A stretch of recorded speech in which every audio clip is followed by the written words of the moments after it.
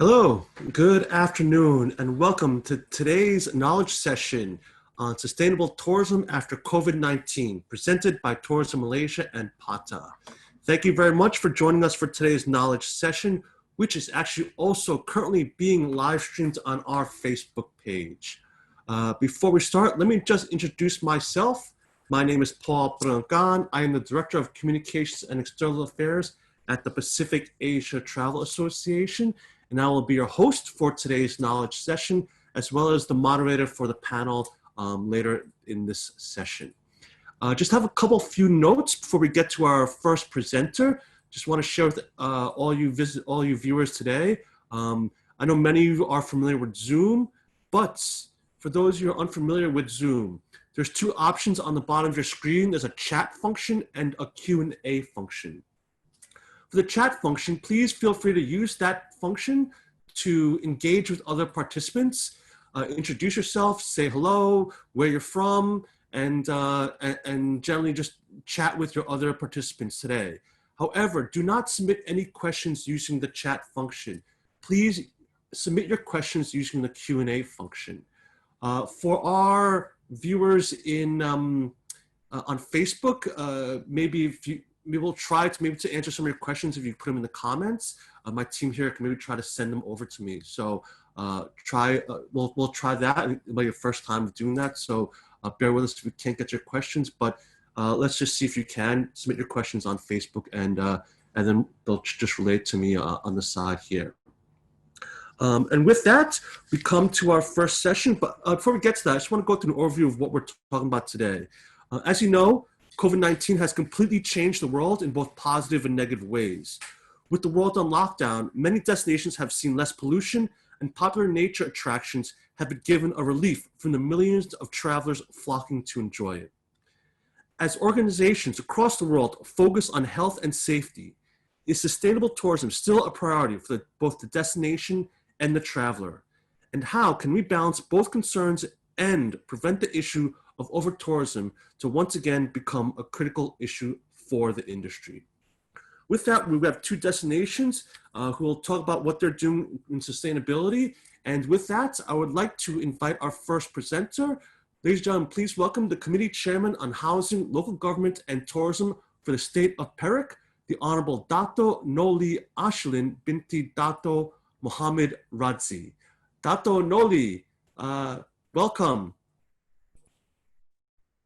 Hello, I'm just getting the video on. Hang on. Okay. Hi, Paul. Right. Hello.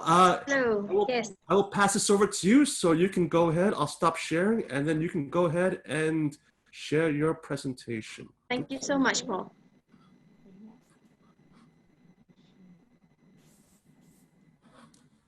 Over to you. Yes, thank you.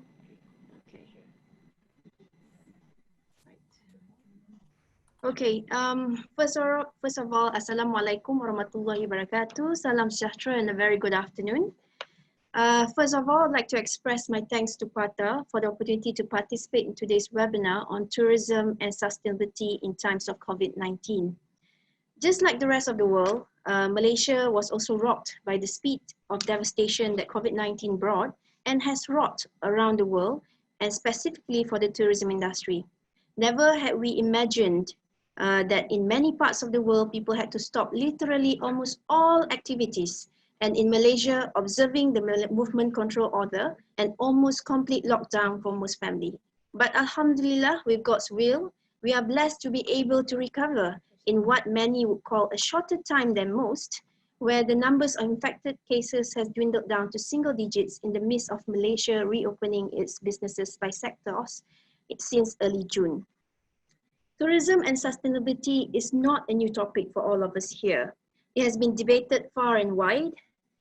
Some are more successful than others in seizing the opportunity from one of the fastest growing global economy sectors in order for us to help preserve natural and cultural assets, empower host communities, generate trade opportunities, and foster peace.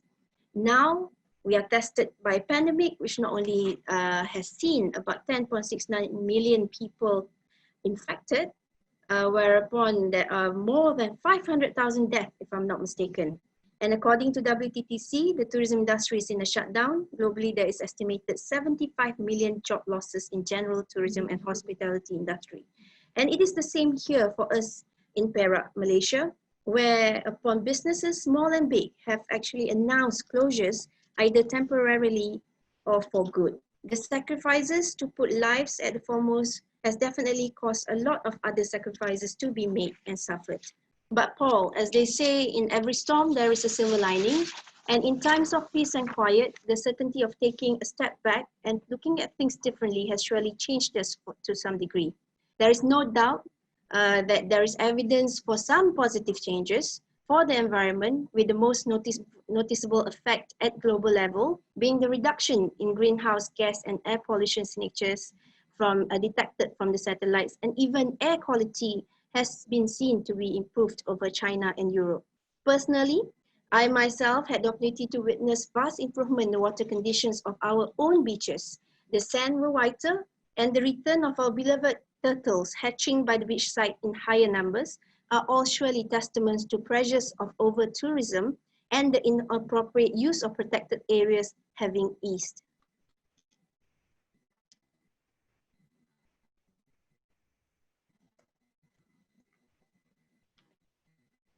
Okay, still have a little bit of a technical problem there, moving the slides. All right, and Paul, if you ask me now, whether in the midst of putting health and safety first, is sustainable tourism still a priority for both destinations and the traveler? The answer is a huge, big yes. In fact, I feel COVID-19 has produced a relief for us to find the time and identify new opportunities for sustainability in our efforts to restart and reboot the industry. Before I share with you some of the measures that we have planned here in Perak, seizing the opportunity created by the lull in tourist arrival, I am definitely taking a few minutes to promote my city, Ipoh and Perak to all the webinars who are listening today. Okay, our capital city is Ipoh, the only city in a geopark globally. We are known for our food, heritage, culture, and ecotourism. Less than 2.5 hours from Kuala Lumpur, either by car or train, and about 1.5 hours away from Penang, with flights from Singapore of only about 1 hour and 20 minutes away. As you can see, Perak is a huge state. We have 7 clusters all over the state, anchored by ecotourism, heritage and cultural products, which all demand a measure of sustainable practices to ensure the longevity of those products, which in turn will also guarantee the economies to the locals. Perak, alongside with Sabah, is hoisted as one of the top 5 states hosting domestic tourism for 2019. Okay, just to get your imagination running, I would like to share you a video of our homestay.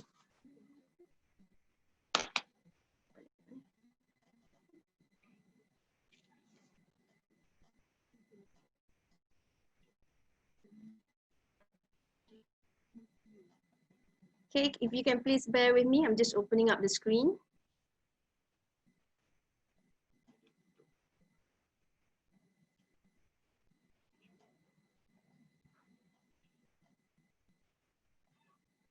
Okay.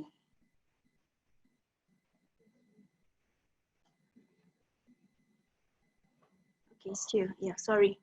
We couldn't find the cursor bar. Sorry about that. Okay, I'll share you with the video of my homestay. And I think you have to click pause first, yes.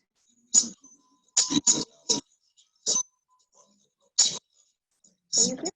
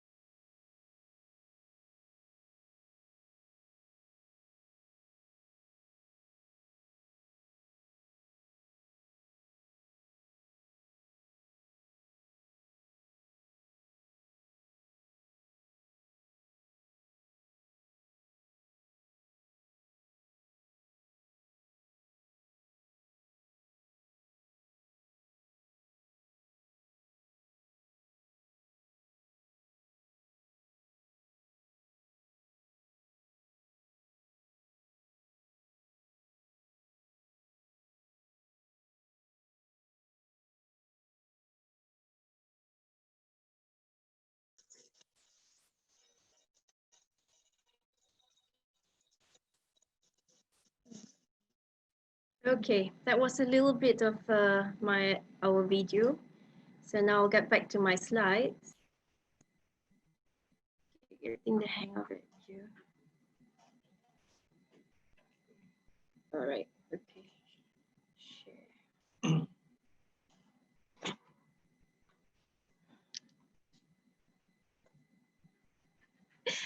Okay. Since I'm more on policy making on behalf of the state government for this session, I'll probably be taking the take from the government's point of view.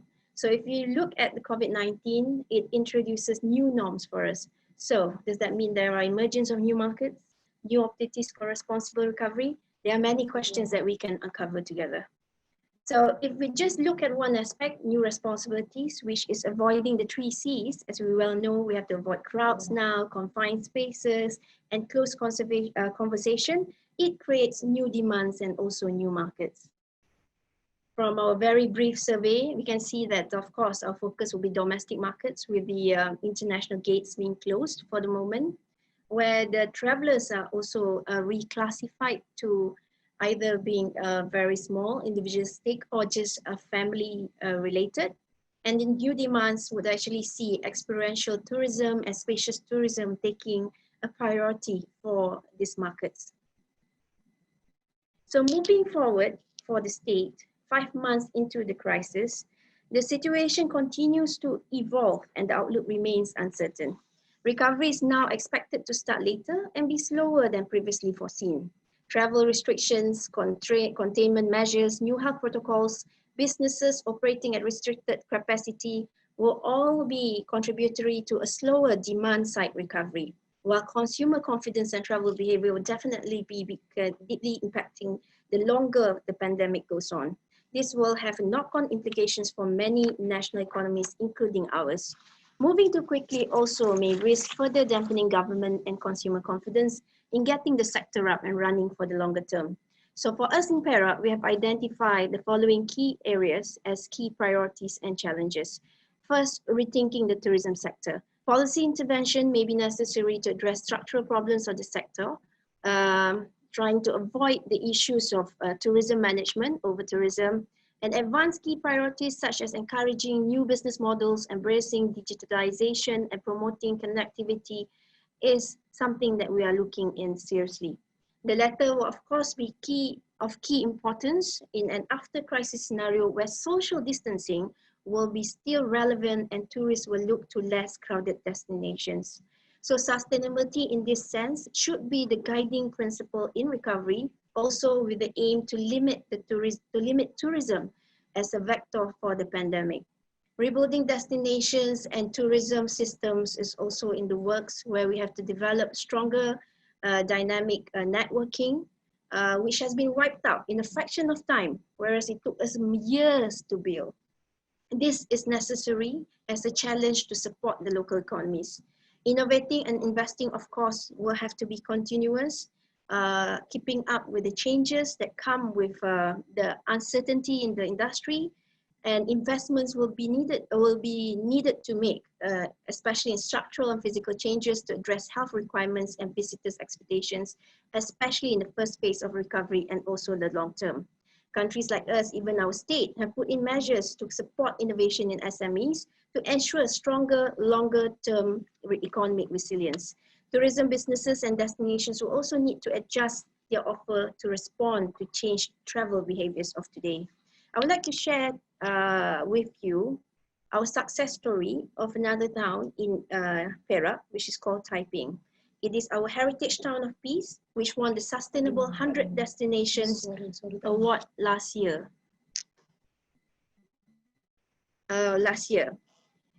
It is formerly known as Klian Pao and now hosts the country's 41st. There's a lot of history here. Now, our success story lies on the strength of ecotourism and their heritage sites, whereupon Taiping has become the model which has managed to combine and drawn concerted efforts by the community, various agencies, government agencies, local government in maintaining the district's sustainability. They have successfully created the public awareness amongst communities and agencies to ensure that the heritage, be it in terms of building heritage or ecotourism heritage, is continuous to exist in the future. In Taiping as well, they have successfully cultivated intangible cultural heritage, traditional, contemporary, and living same time. They are also very inclusive, very representative by the various stakeholders, and they put community-based tourism as one of their pillars for success. Community-based tourism for Taiping has also been contributing in generating income, diversifying the local economy, preserving the culture, conserving the environment, and also providing educational opportunities for the locals. So these are some of the slides that I would like to share with you. I know I've got very short time of 15 minutes. These are some of the architectural that you will see in Taiping. This is one of our ecotourism cluster as well within the same district. We also have the famous Batu Kurau King of Fruits durian, yeah? Batu Kurau durian. Every year people will flock just to find the durian. And we also have a lot of ecotourism products as well, you can see.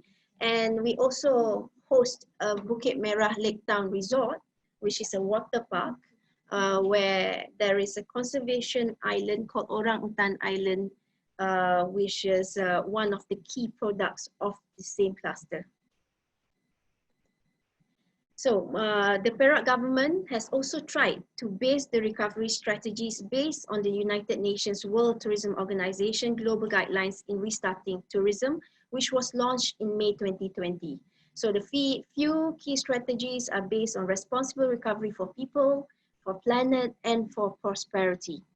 So the way forward, the willingness and readiness of the government and industry to adapt is essential in order for us to restart and reboot the industry, especially for our home state.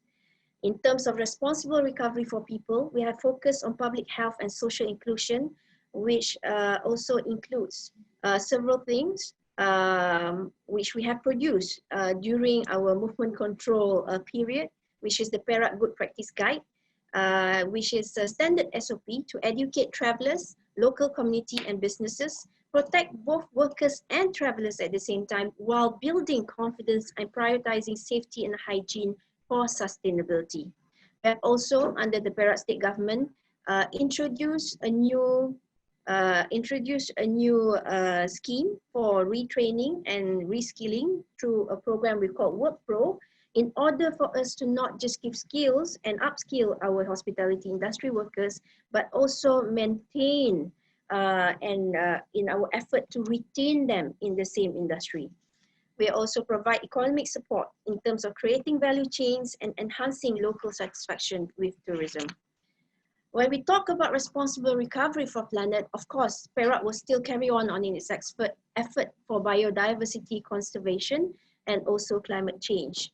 We are looking at introducing management plans for new products, revising and revisiting management plans for current products, like our conservation efforts in Royal Belum, the Central Forest Pine, Lenggong UNESCO Heritage Site, and also other places like Pulau Sembilan and the Kinta Bird Sanctuary.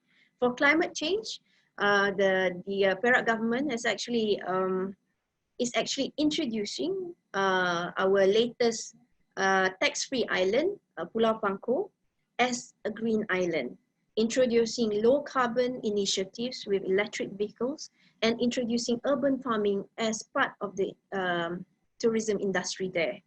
So when we speak about responsible recovery for prosperity, the government has also taken lead through Perak Tourism Action Council to revisit governance and operational plans. Smart partnerships are created by the locals, GLCs, agencies, and investors to ensure sustainability of the current and new products. For example, last year, we were given the title for the Kinta Geopark, the second Geopark for Malaysia. And we have done many efforts with the local stakeholders to work as a team to ensure that the activities in the Geopark are being sustained and maintained to ensure that the longevity of these products can be guaranteed for the locals because it is their main income. Transforming tourism value through activities like digitalization, online businesses, draw programs like Smart Iftar, Smart Niaga, videos on the crafters and their products, sharing digital knowledge, and transforming tour guides for digital storytelling, arts and crafts, and media influencers are also part of our program. So it's ongoing for us in Perak State, but we hope that we can also adapt and change because the uncertainty is so high in times of COVID and post-COVID. We hope that we will be able to work with all sectors, especially from the international players and industry players, so that we can move forward and make sure that whatever step back that we've taken now, we'll be able to plan for a better sustainable tourism in future. Thank you, Paul.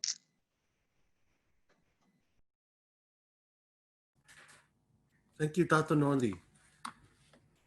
Thank you so much for that great presentation. If you have any questions about a presentation, feel free to send it in the Q&A. Dr. Norli, yes, okay. If you have any questions about her presentation, please send it in the Q&A. After the next presentation, we'll bring her back, as well as our next speaker, to answer all your questions. I'll have a couple questions. I already have a couple questions myself to ask her, but anytime during the presentations, feel free to submit your questions there. So give me 1 second here, let me share my screen. Now we've come to our next speaker, and I'm very happy to welcome the General Manager from Sabah Tourism Board, Madam Norida Othman. Madam Norida, are you there? Yes, I'm here, Paul. Thank you. How are you?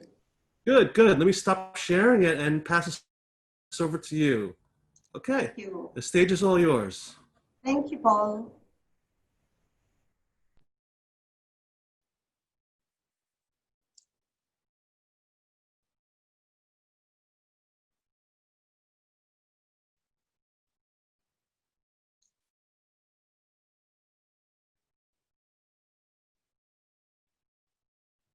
Are we on? Can you hear me? Yes, I can hear you, and you're sharing your screen, but I don't Yes. see anything yet. I see rural community-based tourism. Yes. Yes.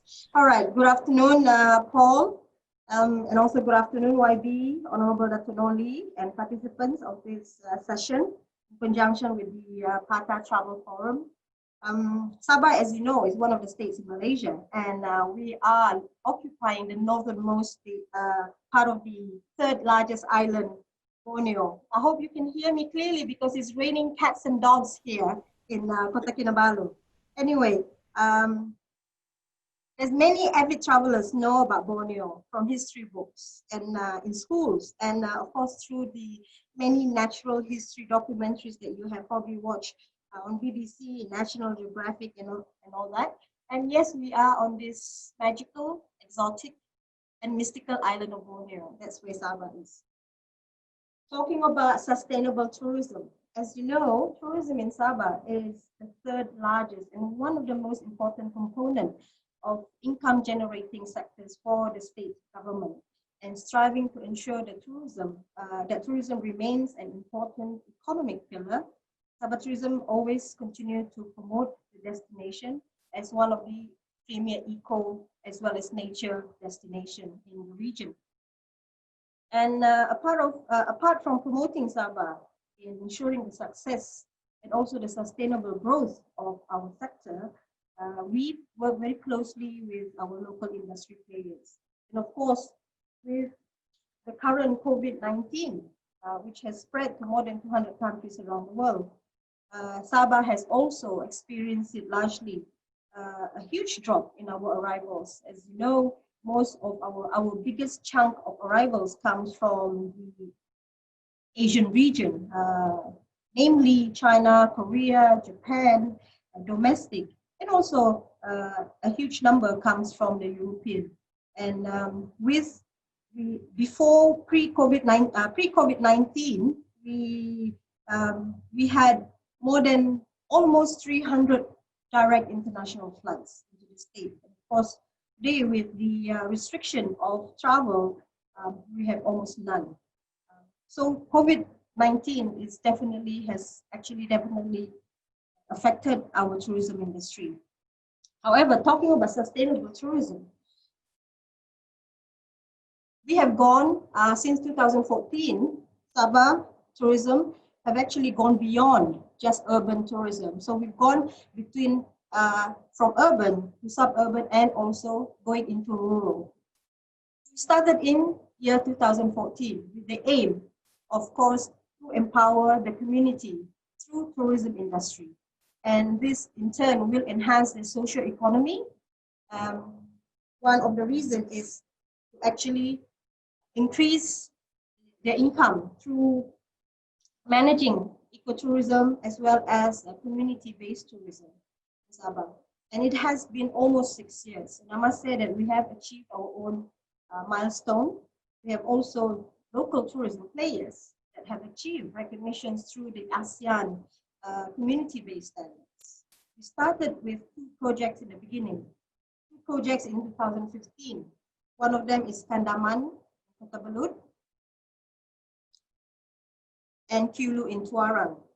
And for us, we promoted, or rather we introduced community-based tourism with the theme, explore, experience, and enjoy. If you see here, this is Kadamayan Kota Belud. This is one of our main pilot project when we started the community-based tourism. Then later on, we added more districts, Ranau and Tambunan. And in 2017, we had our first rural tourism roadshow, where we introduced the community-based tourism to our local community. And to date, we have also initiated 26 district tourism action councils, 22 district tourism associations from 26 districts in Sabah. We work very closely with, we collaborate very closely with our local rural development ministry, our agriculture and food industry ministry, Education and Innovation Ministry, as well as the Trade and Industry Ministry. So the community-based tourism is our way of achieving part of our sustainable growth in tourism. We are creating jobs for the community, generating future employment for local people, enhancing their economy, minimizing urban migration, appreciation of the natural beauty of their town and villages, respecting our cultural diversity, promoting the need to conserve and preserve our environment, and also the industry is committed to making low impact on the environment. So these are the key objectives that we have actually stressed upon when we started our community-based tourism. And of course, when it comes to sustainability, there are actually the three pillars that we always talk about: environmental, economic, and socio-cultural. So environmental, we teach and we educate our local community to conserve and preserve their surrounding, and to be able to appreciate our, where we are blessed with bountiful nature.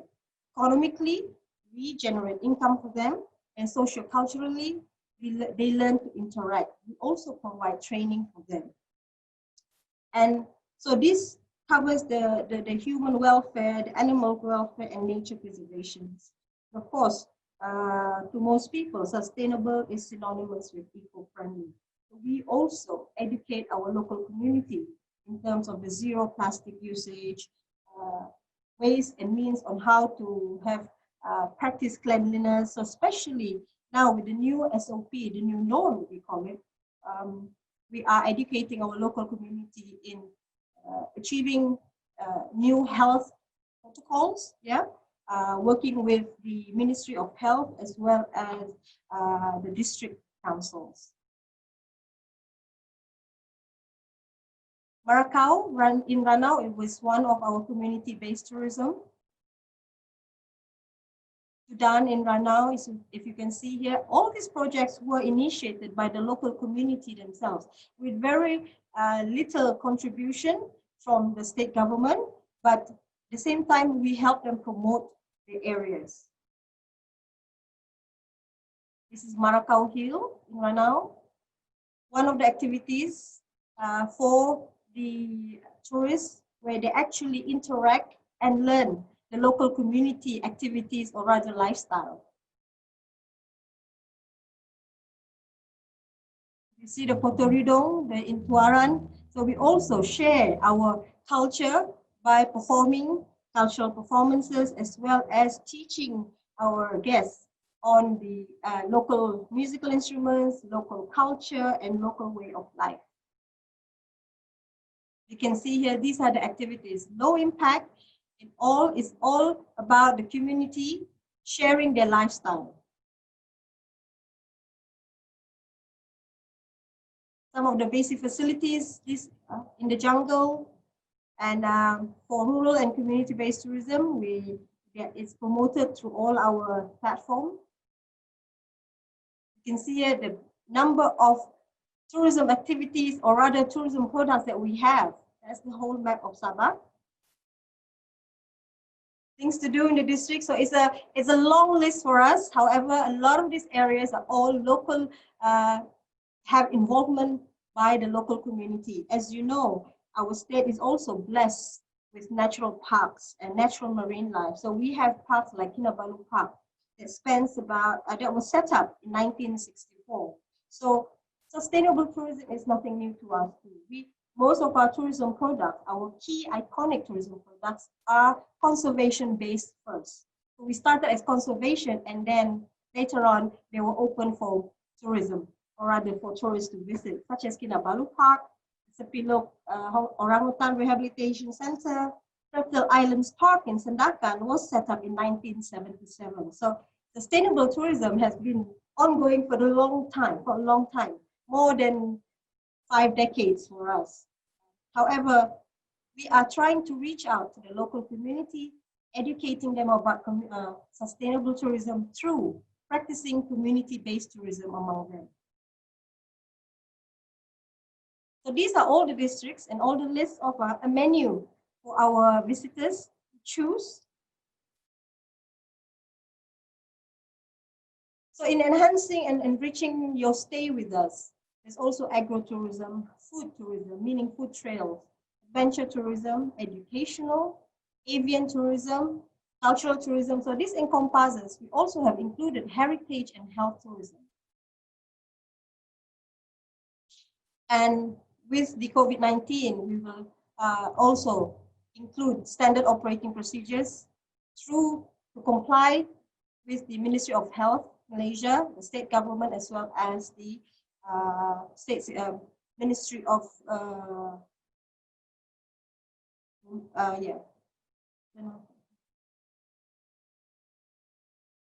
So for community-based tourism, we invite you to explore, experience, and enjoy what we have. Although you will travel tomorrow and travel later, but we welcome all of you once we have lifted the restrictions. I would like to share with you a very short community-based tourism video this afternoon.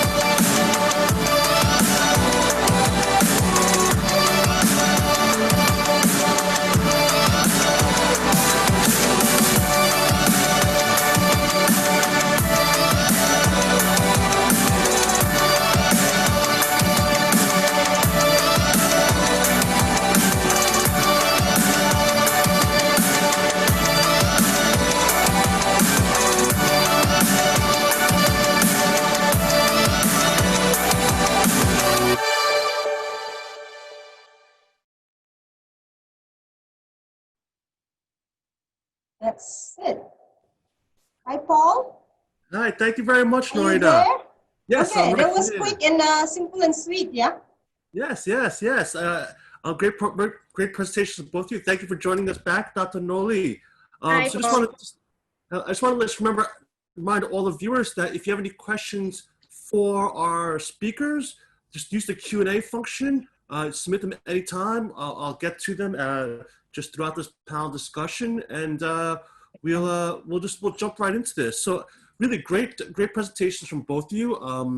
And there's something that actually did stand out for me. I know you guys are both focusing on CBT, right? CBT is focused for both your destinations. Yes. And this question that just kind of came to me. I was just wondering, as you know, a lot of destinations are in the early stages of recovery where we're focusing on domestic tourism. Are CBT products attractive for domestic tourism? Do you see domestic tourism do you see sort of that happening in your destination right now? I'll go first. Yes, thanks Paul, for the questions. Very interesting because in Perak, as you can see, we have 7 clusters which are all anchored by eco-tourism products. Basically, community-based tourism drives the economies for the locals. So in terms of post-MCO, we have seen a large increase in bookings for our for our eco-tourism products. So I believe that the community-based tourism is being accepted more. Usually we have, more discerning travelers preferring to travel abroad rather than internally, but we can see the shifts there because once we started reopening our businesses, especially here in Perak, we had quite a surprising number of bookings, especially for our products which are community-based. But is that on a normal basis before the pandemic? I mean, it was probably leading majority towards international visitors that would sort of partake in a sort of the community-based tourism products and activities. Is that correct? Yes, for us, actually, our strength has always been domestic tourism. So maybe Madam Noreda would be better suited to answer for the international tourist arrival. But for us, it has shown good progress, and it shows that the domestic tourism are still particularly concerned about safety and health, where they choose to go for this kind of products for the assurance of less crowded places and the assurance of more confidence on the fact that it's roomier, cleaner, and safer for them to travel to. And Madam Norda, yourself, have you seen that? Well, pre-COVID-19, when we started community-based tourism, it was also an eye-opener for our local community, especially those living in the city, because the community-based tourism are largely spread out all over Sabah. And although if we talk about Kinabalu Park, the Tunku Abdul Rahman Marine Park, which is just 15 minutes away across, these are our iconic products, tourism products, and everyone knows them. But of course, with the community-based tourism, when we started in 2014, this is where we started opening everyone's eyes, especially our local community. So although our strength is also international arrivals, but we have, like Perak, we have always also depended on domestic tourism. In fact, domestic tourism forms almost 60% of our arrivals. So yes, the domestic, especially now post-COVID, or rather now with all the restrictions, we are encouraging the local community to further explore our own backyard. So not just for Sabahan, or rather us in Sabah, but also now from the 15th of June, our state government has allowed our friends, or rather our fellow Malaysians from Peninsular Malaysia to actually visit Sabah. We're encouraging them. They can actually now travel to Sabah and visit our tourism attraction, especially take part in our community-based tourism products. So as you know, 96% of our arrival, or rather our tourists, has to fly in, Paul. So we need also the flights to come in from Kuala Lumpur to Penang, from Penang, Kuala Lumpur, from Johor. So yeah, the domestic tourism is very important for community-based. Thanks. And also ask you then how do you get, like, for the community-based tourism products, then how do you get that sort of community engagement? If you're like building the product, then how are you getting that community engagement? Because you need, the most important thing is working with all your stakeholders. And so how, I guess now with COVID-19, it's going to be even harder moving forward. I mean, how will you guys address that issue moving forward and sort of building new community-based tourism products? You want to go in first? Okay, fine. As I said earlier on, we started in 2014, and it's been 6 years. There has been a lot of out there in the field, reaching out to the local community. So we have a team that goes down into the field and actually really talking face to face to the different community. So that is why when we started with trying to formulate an association and reaching out to the district councils, and then later on for them to set up their tourism association by districts. So this makes them, we want them to have an ownership of the tourism product. They feel important, they know that there is potential in earning, generating income through the community-based tourism. So in fact, we're very lucky. Our stakeholders are very excited and jumping to get ahead, So when we started with pilot projects, like I said earlier on. So we started with 2 districts and then we move on. So today, 26 districts in Sabah all have the tourism district council set up. And then of course the tourism association in the 22 districts. So we have a few more districts yet to set up their own tourism association. We make them feel proud of the ownership. So they have to own it. And what about you, Tata Noli? Thank you, Paul. And I totally agree with Madam Noreda. It actually takes a lot of effort to engage the local communities to be on board with you. It takes a lot of time and education. For example, if I go back to my case study of Taiping, they actually started way back in 2008.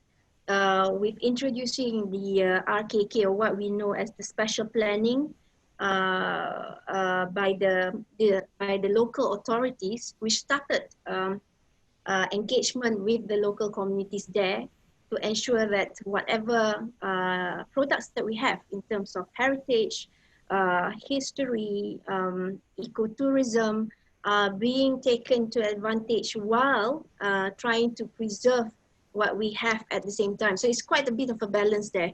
To be honest with you, in my experience, this is my second time coming into the post again. I would have said that raising the awareness is the biggest challenge, and engaging them to be proud of what we have and to realize the potential of the industry is the biggest challenge here in community-based tourism. We have 7 clusters, and I must say, all the 7 clusters, we have very good players, especially coming from the local community themselves, who have given their heart and soul in order to ensure that their products and their services and what we're offering at their localities being promoted in the best possible way. So today, what the government is doing in order to help this community-based tourism, because we know they are the most affected when people are not traveling, either to eat or to do the tourism activities. What we've done is that we have actually launched travel vouchers for them to participate, meaning giving travel vouchers discounts for people to come over, either for accommodations or products and activities. And we have also introduced the Perak Good Practice Guide, which is a standard, which is an SOP endorsed by the Ministry of Health. But what we did is, with the help of the NGOs from the tourism industry, we are going around to give support to the players to ensure that they also can practice the good practices that we advocate in this guide. And this will serve as a confidence builder for all the visitors who may not, who are coming from all over Malaysia to come to Perak, because we have already started it and we are in the process of completing our rounds and assessing and certifying that, everyone is pulling their weight, being responsible in providing the services that the people want in order to travel.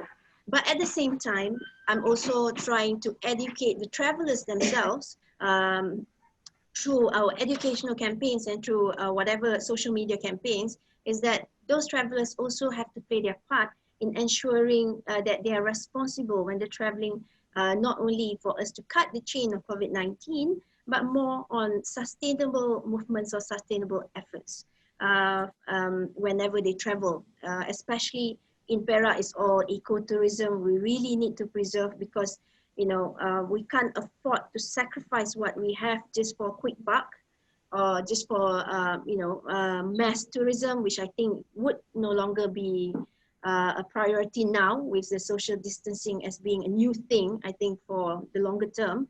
So it's quite an effort, Paul, but we are trying to give our best to help the communities who are involved in CBT to have a better livelihood, especially post MCO and post COVID. And I guess just to follow up to the question though, like with if borders eventually open up, right? I assume some of the communities might be sort of hesitant to start accepting maybe international visitors, right? Because they may be scared of a second or third wave. How are then you going to address those fears? And are you seeing that already with some of those communities, like saying, hey, we're gonna maybe push back a bit from sort of expanding this? I mean, are you seeing that already? And how are you gonna address it? I guess Dr. Noli is nodding, so yeah, you wanna address it? To be honest, yeah, when we first started opening the industry, because I'm in charge of local authorities as well, we have some of the vendors, meaning the restaurateurs, who are not keen at all to open. They were willing to sacrifice their profits, their business, in order to ensure that they are confident with the level of hygiene brought by the customers, not by them providing service to them, but by the customers themselves. So we do see some product owners being slightly hesitant, but then again, it comes with so much uncertainty with the COVID-19 situation.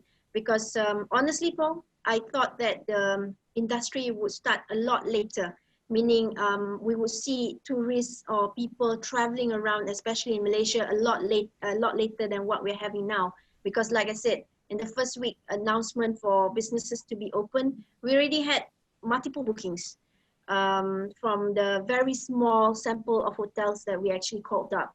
I think within 5 days, we had over 1,000 bookings. And I was quite surprised because perhaps it is also due of their perception that Malaysia is safe because our numbers are very small in terms of infection, and people are looked to be, practicing safe practices. So maybe that's one of the factors. But you're right. It will be another challenge or another barrier when we start opening the gates, because some of them may be hesitant. But I believe that with the right information, guidance from the policymakers, especially the government, perhaps this will ease and also ensure that those traveling into the country will also play their part to minimize, to have a win-win situation for both parties. And Madam Norida, are you seeing it from your stakeholders as well, like some of that concerns about, when borders open up, or just even now with domestic tourism opening up? Have you gotten any feedback negative in that way, or people are sort of ready to accept visitors and I agree with Dr. Noli. Yes, initially when we just lifted up the restrictions and all that, business owners were hesitant, but they were also fairly quick in jumping into trying to set up the new norm. So if you go anywhere, we're very happy that our local community are very compliant to the request and the needs to practice this new norm, practice new personal as well as personal hygiene. So wherever you go in town, it gives you assurance that everyone is compliant.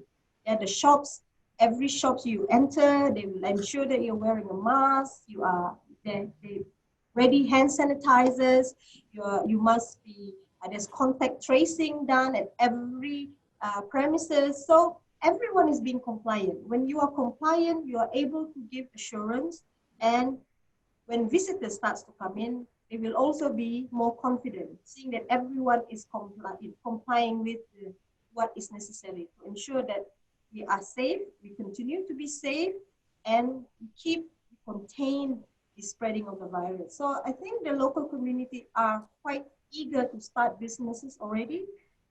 They are also ready to accept visitors, especially domestic visitors for the time being, as long as they practice the new norm, and complying with what is necessary.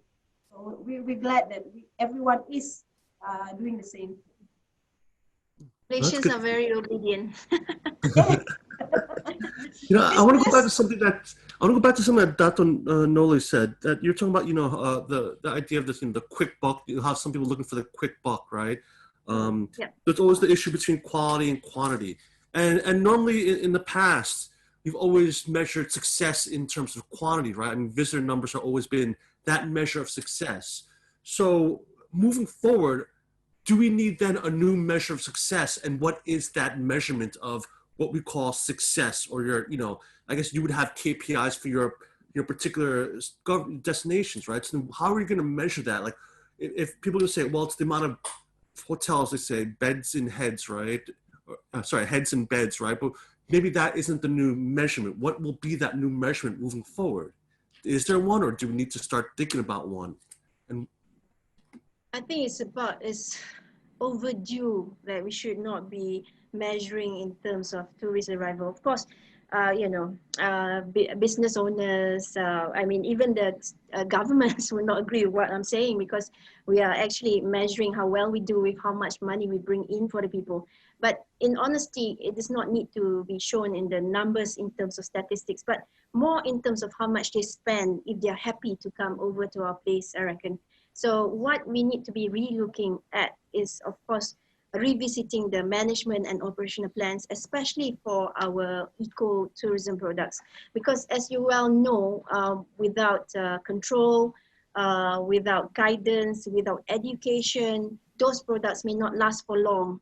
And that would actually be more detrimental in the long run compared to the quick buck that you'll be making in the 5 years rather than what we will be having for generations to come in 30, 40 years down the line when we all play our part to ensure that what we have being conserved and maintained and shared throughout the world at all times. So I think it's way past due the time that we should be talking in terms of visitor arrivals. We should be looking at quality of services. We should be talking about better management, longevity of the businesses in those communities. That should be our benchmark. How long can they be? They are sustainable. How long can they generate? Maybe not very how do you say, sky high income, but you know, a very more than affordable income for them to continue on for many years to come. I think that we should be thinking about changing our benchmark, because what we're doing in Perak is that we are also revisiting a few of the management plans where carrying capacity will be something that we'll be looking at very seriously. So in some of our products, we are doing the research to ensure that that each of those operators must not exceed each carrying capacity, and rest periods in between must also be enacted for certain areas to ensure that what we have at that place can be maintained for a long time. I mean, I have many examples of those kind of products that we have. For example, the bird sanctuary. We find that now we have one new product in Teluk Intan, which houses almost, I think, about 30,000 ingrid, a bird called ingrid, the species. There's about 10 species there. But now there are 7 operators there who are going right up to the birds, 2 meters, very near, up to 2 meters, can actually see the bird, the nesting, and actually going into the ecological system, you know, disturbing the ecological system. So how long is that going to last? They are making money now, taking so many people across, but how long are the birds going to be there with such intrusion? So those are the kind of things I think government has to come in and intervene and put in guidelines and also do enforcement to ensure that in the long run, we want our cultural heritage, we want our products to be sustained for the generations to come. So, you know, it comes back to sustainability. So that's very important for me. Norida, do you wanna add anything to that, or? I fully concur and agree with what YB Dato. You know, even for us here in Sabah, we have found a way to actually, for long-term planning, we have found a way to reset our tourism industry, basically to be more responsible, more sustainable, those manners with prime focus towards perhaps higher yield target markets, not just looking at mass tourism, but more of focused market, making sure that we get more quality visitors who will only not just experience and enjoy the natural scenery, but will be able to appreciate our way of life, respect our culture, respect the way we live, and that's how we should be going ahead. And that's how we will be able to sustain our tourism product and our industry. Rebuilding the destination is very important. Balancing the ecosystem, focusing on re-establishing our network, building a resilient tourism industry. And we also would like, apart from that, we also would like to encourage innovation and transforming our business models. So I agree, not just for a quick buck. We are here for long term. We want to be able to pass down the tourism industry to our younger generation. So quality is better. Oh, well, it's great to hear that from both of you. You know, it's always you know, you hear from from the government side, it's great to hear from too, but because, you know, the private sector is always about, of course, they're going to want the quick buck. So that's always going to be the hardest discussion and conversation to have, right? Yes. But then I wonder back to something Dr. Noli said, was that, you know, you're going to start finding ways to controlling, I guess, crowds and limiting sort of the amount of people there. I mean, will it be just like limiting the amount of people? Will there be, will prices be higher for like like I said, the bird sanctuary, will then you just limit the amount of people that can go per day, or will you like increase fees? Or is it just a mixture of both? What kind of policies are you looking at considering? Well, I think it pretty much depends on what the product is. For example, if we're talking about the bird park, in terms of capacity, carrying capacity, I don't think we wouldn't be hiking up the prices just because we are limiting the numbers, because that's for the public to enjoy. But we are limiting the numbers because we want the public to enjoy it. So so it doesn't mean that it necessarily means that if we sacrifice on one, we need to hike up on the other one. So it can be a mixture of both, well balanced, while maintaining also, of course, businesses would tell me, then how am I going to make money? Yeah, okay, but course. if we're talking in the long run, there is a model that we can actually assess and analyze to see, what is reasonable for us to charge. But at the same time, we are able to maintain with the numbers that we have limited it with, because in the long run, they'll be able to operate longer. Because I've seen cases in Kuala Gula Bird Sanctuary where the operators were not responsible, and we had a lot of illegal fish farmers and illegal factories dumping, a lot of things which they shouldn't have in the river. It caused the decline within 5 years. So that's one mistake that we won't want to be making at other places. So we are learning, where we have to put sustainability as one of the key major consideration in any management operation plans that we are planning to either introduce or review. Anything you want to add to that, Norida? Yeah, we are also here in Sabah. We're not spared from those irresponsible players. Yes, we have them and we get them. We're also lucky at the same time. Most of our iconic tourism products are within conservation areas, so it's easy to maintain the capacity, carrying capacity, and we're also able to ensure that the parks are well maintained and it is government owned, and we're able to monitor the sustainability of certain areas. So moving back to the community-based tourism, this is where we have to educate them from the beginning, that even though they want to make money, however, the sustainability, the good practices is the main concern, the most important part of their business exercise, rather than business practices. Yeah, but I would assume that probably with COVID-19, that's going to make a harder discussion, with everyone sort of economically affected negatively, right? I mean, that's always going to be now going to be a hard discussion moving forward. What things are you going to tell to the community, saying, that they're going to buy in? Is there any figures or facts or numbers or ways that you're going to be able to communicate this effectively? Well, it's a hard question, that one.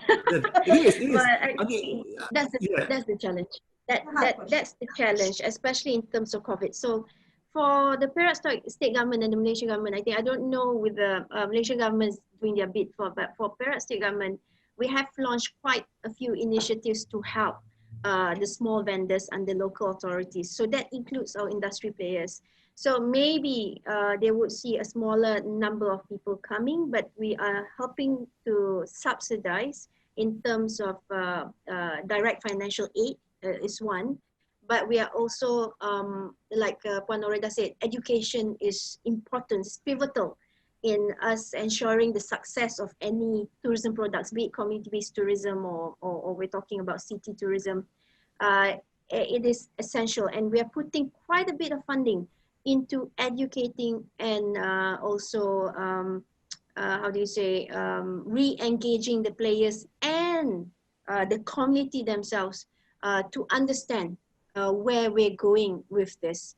Because in the first place, when we had the MCO, which basically there were no activities for most of us for almost 2 months, I think a lot of us had the chance to step back, as I said in my presentation.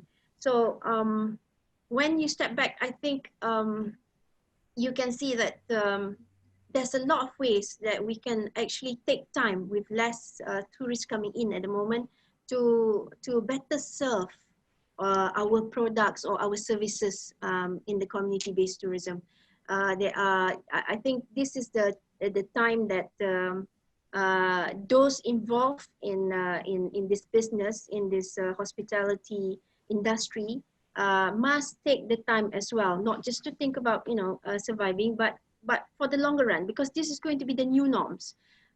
People are not going to go and chase crowded places anymore. They want the confidence of having the surety of safety, security, and in this times of challenging times, they will be looking at somewhere where they would feel safe to travel. So they have to expect these changes, and perhaps by them elevating their services, they can also compensate in terms of their pricing. So this is where just now you asked me whether it necessarily means you need to hike up one in sacrifice of the other one. Well, in some cases, actually, you can combine both and be more beneficial for them in the long run. Yeah, I mean, it's great to hear that the Malaysian government is actually being very sort of active. I think you're pointing out that, I guess, in this time, really governments really need to take an active role in I think a lot of governments is doing that, Paul. Yeah. Huh? Yes. Yeah. Just like in Sabah. Yes. Yeah, and it's great to hear that. It's really right now. It really takes it takes all stakeholders across the board to work together to sort of start recovering. And I want to go to Norida, and you're talking about you had mentioned about innovation, right? Innovation as we move forward, sustainability. So what kind of innovations are you looking at? Are you talking about technological innovations or innovating new models, or what will that look like going forward? Well, the state government has recently launched a big campaign to actually digitalize, putting digitization into our lives. So in terms of innovation, we'd like to also educate our community-based players to be, apart from just physical or rather face-to-face interaction, but they're also being educated in terms of promoting their products through digital. So these are just some part of them. So we are trying to help them innovate how they can actually reach out to future customers or past customers to be able to keep the network and also the interaction. So be it physical or digital. So we are helping them to be on board on digital platforms. We also organize trainings, to be on our website and all that. So these are part of the innovation that we want. Although they are way far away from the city, but they can take part in the digitalization or innovation of today, especially in terms of booking and all that. So this is where we want them to be able to take part in that, and hence they will be able to be self-sufficient in the future, right? And the state government is also putting a lot of funds for digitalization. We're also assisting them for COVID-19. We also have set up funds for them to improve in basic infrastructures, and also putting in the innovation, or rather the digitalization in terms of promoting and marketing. So this is where we are heading. Not just physical, but more also with innovation in their respective area. And Dr. Noli, yourself? Yeah. I would actually like to add on to that, because digitalization is the way to go, okay, Paul. There's no way we can take a step back. I was a non-Shopee user, now I'm a Shopee user. Wow. Especially during MCO, right? Yeah, and I ordered almost every day. It was like, it was like addiction. Thank God I'm out of it now. Now my husband's got it, so yeah, passed it on. But basically, yeah, I quite agree. We can't go, we have to go forward. So all of them has to be on board with this train because that's going to be the new norm as well. Yes. In Perak, we started with our digitalization platforms for small traders. We did collaboration with Shopee, Lazada. We introduced them for free. We subsidized their advertising. We encouraged them to come in on board. We offered services to help them register because most of them are first timers. And we carried on to do something new for our tourism industry as well. Whereupon we know that with no mass tourism, tour guides are out of business. They have zero income. So what we did was offered to our uh, tourist guides who already, I think they have already gotten some incentives from the federal government, but we are giving them incentives as well. But what we did was we did it through a digital storytelling program where we combine retraining and reskilling within the same program. And at the end of it, they will be trained as social media influencers to be employed by any businesses if they're very good, and also as digital storytellers for the state of Perak. So we hope by this 2-month training program with allowance, we are able to help them be retained in the industry once it starts picking up. So that's part of the program that we have already started last month. So we hope to continue on with the different sectors. In fact, I think my team today are talking with the, well, we don't like the term beach boys, but they are beach boys, the providers of activities at the beach, yeah. So they are doing another training program, 2 months training program, basically to also alleviate their understanding and their craftsmanship. And that is planned to start next month. Yeah, this is July, next month, so August. And we are also trying a lot of new things virtually. One other program which we will soon launch, well, I suppose I'll take this opportunity to tell you about it. In the next 2 weeks, we'll probably launch a virtual run at Perak, where this virtual run will run for a month, whereupon we have identified about 10 to 15 locations which can be downloaded onto the app, whereupon the participants can come on their own at any time during the 1 month to do their run. So it will be tracked within the application, and once they do it, either singularly or with friends or family, there are routes that are crafted accordingly. They can choose. Once they completed it, upload it, we'll send the merchandise. So that is 2-in-1, basically also to how do you say, to get travelers to come into Perak to do sports activities, but not in a crowded way, but they can choose, pick and choose which locations that they feel safe for them to actually do the run. So that will be a try test for us, because this is the first time that we're doing it. If it's successful, we'll keep on doing it if unless the MCO restrictions are being lifted and we can have proper events, we'll just go digitalize at this point. No, it sounds interesting. I'd love to. Can't wait to see when it launches. I guess COVID-19 has really sort of forced this idea of Industry 4.0 as before people were sort of slowly going into it. This kind of has forced everyone now to really think like, yeah, if you're not doing it now, you're just way behind the times. Yeah. So that's great to hear. When we talk about just sort of COVID-19 now, as some of the regulations that we're seeing, those in the hygiene regulations, and I'm seeing here in Thailand where there's some making sure like utensils and everything or masks wearing. In my opinion, I don't see them sometimes some of these guidelines as being very sustainable, right? You have like food, like when plates come out, like some of these are wrapped in plastic, or masks itself. They're not people. They're just people just use them once then toss them, right? How are you gonna prevent that from happening? How do you sort of innovate that to make it more sustainable? Like you're gonna see just abundance of masks on the beach, or every utensil now is gonna be wrapped in plastic. Is there something that you guys are sort of looking into of okay, we have these standards, but then how do you make sure that they're still sustainable moving forward?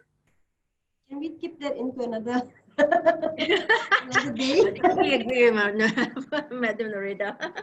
There's probably a lot of conservationists out there also listening and watching. Yeah, we have also been informed this could be the way, and how are we going to prevent finding masks on the beach, and irresponsible disposal of these items. Yeah, we are looking into that. We hope it does not happen. That's just for all the 80 participants here. Let's not do that. And let's tell our families and our friends to not do that. So yeah, we just have to educate and tell people around us, and we hope that the advice has a multiplier effect, so that no one does that. Yeah. That's a tough question, Paul. Yeah. That's not a right answer to that. But Yes, I feel you. As I said, I'm in charge of local authority as well. So initially, there was a huge problem with us, especially in our city of Ipoh, because people didn't really think about, where they're disposing the mask. But it took a lot of campaigning through social media, and also we had to put up posters as to how to do it correctly, and we saw a reduction of that. But at this point, no, I haven't seen any masks being washed up ashore yet. We'll cross the bridge when it comes to that, and we'll let you know how we're going to handle that one, okay? Well, I guess it's better to get out ahead of it before, as opposed to like waiting to cross that bridge once we get to it. But I guess that's where the one of the on the Q&A, one of the comments here is awareness or responsibility. So you're talking a lot about storytelling, and making, I guess that's got to be sort of part of the storytelling going forward, right? I'll make a story out of that, definitely. Okay. We'll see it soon. Well, let's I just want to remind all our viewers, like, if you have any questions, please submit it into the Q&A. Just at the bottom of their screen, there's a Q&A function. Submit your questions. We're going to go to just one of the questions here from Fanny Vong. I believe she's based in Hong Kong. Is that or Macau? Macau, sorry. She's based in Macau. Her question is, do you see any improvement in the overall ecosystem because of a suspension in tourism? So I guess, you hear stories of like, oh, the dolphins are returning, or the birds are returning. Now there's less tourists. Have you guys seen that in both your destinations? Sort of just from your stakeholders, have you seen like an improvement in the overall ecosystem from, I guess, less tourists and less movement as people have been in lockdown, or? I think so, Paul. It has brought a lot of, positive effects in terms of environment, because in the very short time, we were under MCO, but we were called back to work after a month, or was it 3 weeks? And after a month, or I think about a month after MCO for myself, when I visited my island of Pulau Pampo, it was noticeably, it was clean, okay? The quality of the sand, even within that very short time of a month, I think I haven't been there for a long time, but yeah, but still, there was a marked difference. And when we visited the turtle village, where they have a sanctuary for our turtles to hatch in peace. So I got the reports that the numbers were higher that month comparatively to before. So even though it's seasonal, yeah. So in my experience, yeah, it does bring some good changes to the environment, and perhaps maybe that's God's plan of making us all rest. To build back the planet. I'm not sure, but that's from my personal experience. I've heard stories, but of course, unsubstantiated. I've seen pictures that people showed me, but not seen it personally. But that's a little bit from my own experience. How about in Sabah? Oh, well, the parks, the Tunku Abdul Rahman Marine Park, the islands that we have just across the city, they have experienced turtles coming up more regularly during the MCO, because it was quieter. There were no boats flying from the city to the islands. And for pouring hot spring near the mountain, there were even orangutans nesting. They have not seen orangutan nesting around that area, the pouring hot spring, for a long time. So during the MCO, the orangutan made their way back into the surrounding area. So yeah, there are some sites of wildlife coming closer to the tourism products. Yes. So I guess, do you think, sort of destinations then need time to rest? There's been talk, I know there's been talk over the past while that you've had people trying to extend the season, both in low season, high season, low season and high season, right? But people are saying, oh, try to get people to come during low season. But maybe, do you think it'd be better though than to have sort of a rest period of a low season and then a high season? Do you think does this kind of show us that kind of necessary for the environment just to take a breather? Or should we still try to balance that out? Well, I'll go first. This COVID-19 has actually really shown that, in just before COVID-19, our state government were toying with the idea of closing one of our islands for a month just for recuperation, especially the island of Sipadan. Sipadan Island is one of the top area for diving. Although we have a cap a day how many people can actually dive around Sipadan, but the government have also been toying the idea of closing it for one whole month just for a recuperation. So every year it can be like that. So will that happen? I mean, or is it more than likely to happen now? Yes, I think so. Yeah, I think so. So we have seen how perhaps giving a break to these areas will do to ensure that the sustainability of the tourism product is there for the long term. Yeah.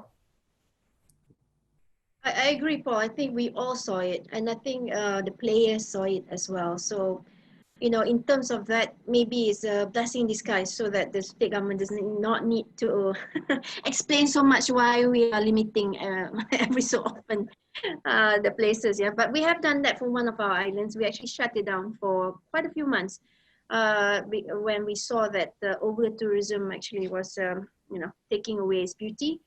So we did step into do intervention. And I think with what COVID teaches us is that maybe, we should stop and smell the roses and see the world for what it is. And hopefully all the business people are still on board with me for this statement. But yeah, I hope that, I thought it brought many changes to myself in terms of my perception as well. By taking a step back, but hopefully that does happen for the local communities, and they will be more careful in future to ensure that perhaps the race is not the race is not as great. It should be taken at more sedate pace rather than reaching the finishing line as the first to reach the finishing line. Oh. Well, thank you. I think we're getting down to just a last minute here. I guess these two questions were about your PowerPoint slides. I guess I never asked you in the beginning. Like, can we share your PowerPoint slides with our audience? Yeah, sure. Yeah. Oh, sure. Okay. No problem. Please, yes. So please send them to me. I'll send them out to our audience, and then they can have a copy of them. I think too? Just the PowerPoint. Okay. Sure, we can send you many videos. Send me the YouTube links. Send me the YouTube links. I'll send those along. Okay. All right, thank you. Will do. Thanks, Paul. Well, thank you. I think we've run out of time here, but thank you so much. I think it's just great to hear what's happening in your destination and what you guys think, especially from the government sector, and that's what the whole point of sort of these webinars are, these forums, knowledge sessions are, is to have the discussion. The conversation as we've sort of got through from this from today's session was that it is going to be a difficult discussion with our private sector, right? But we need to start the ball rolling here, and it's really great that at least we started here, and it will continue on, and hopefully people will buy into this ideas of making sure that we are more sustainable, responsible, and resilient moving forward, and making sure that it's not about the quick buck, but more of a long-term vision, and ensure that we measure success in a new way besides just looking at overall visitor numbers. So with that, thank you so much, Norida. Thank you, Dato Noli. Thank So you. Thank you very much, Paul. And thank you, YB Dato' Noli. Good to see you. Yeah, we'll see you again soon. Yes, inshallah. Okay. All right. Thanks, Paul. Have a great Thank day. you. Thank you.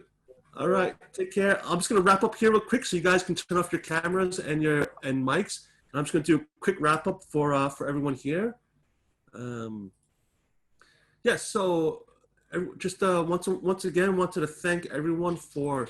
Let me jump ahead here. I just wanted to thank everyone here for joining today's session.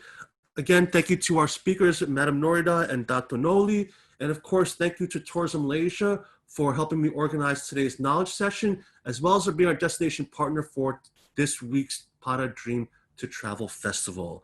I'm gonna jump back one slide. If you have any more questions about this session or anything else about the Dream to Travel Festival or even Para, you can contact me at paul@para.org, or you can go to our website, www.para.org. Also, our Dream to Travel website, if you came to this sort of session through another link, you can go see the other live sessions at dream2travel.para.org. Just want to make sure everyone aware that right after this, we have a virtual coffee break sponsored by our good friends at Visa. It's from 3:30 to 4 o'clock. There's a link in the chat. So if Dato' Noli or Madam Norida, you guys can come too. Maybe some people didn't want to ask questions. Maybe they'll be able to ask questions of you if you guys do join that session. So I hope to maybe see you guys there. If not, it's our chance for us to sort of talk more maybe about today's session, or further ideas about sustainability and how we can move forward for the industry and make sure that we consider that part of our plans when we look at recovery and resiliency. With that, thank you very much for joining today's session. We have another session later this afternoon. Yes, oh, sorry. Besides the virtual coffee break, I don't have a slide for it, but besides the virtual coffee break at 4 p.m., come join me, and we're gonna go on safari in Kenya. We actually will be going on a live stream in Kenya with some good friends at the Kenya Tourism Board and eTourism Frontiers. It will be an exciting session. So I will see you either at the coffee break or at 4 p.m. Thank you and have a good day. Bye.